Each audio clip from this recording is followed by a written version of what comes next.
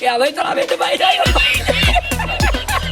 alati on see võimalus, et meil on osad ka katkestanud ja kui sa katkestad, siis selles ei ole hullu mitte midagi, saad kodus uuesti proovida.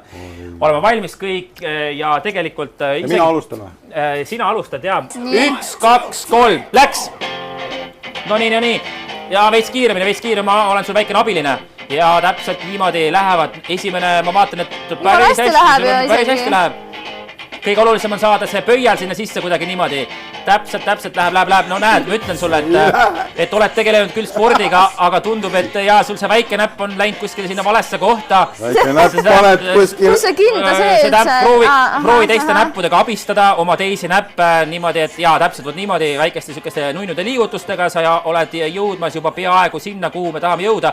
Ja sa võid alati teiste näppudega nagu tõsta seda suuga.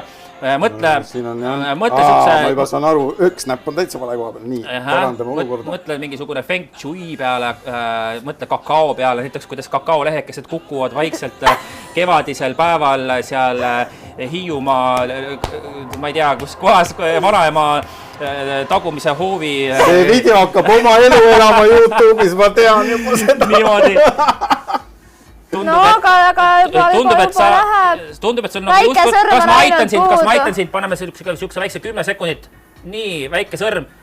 Aitan sul selle väikse sõrmes ja siis nii, väike sõrm läks.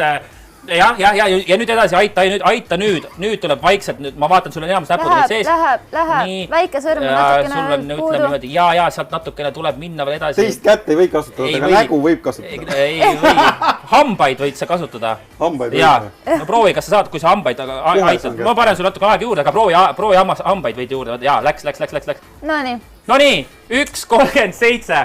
Palju õnne.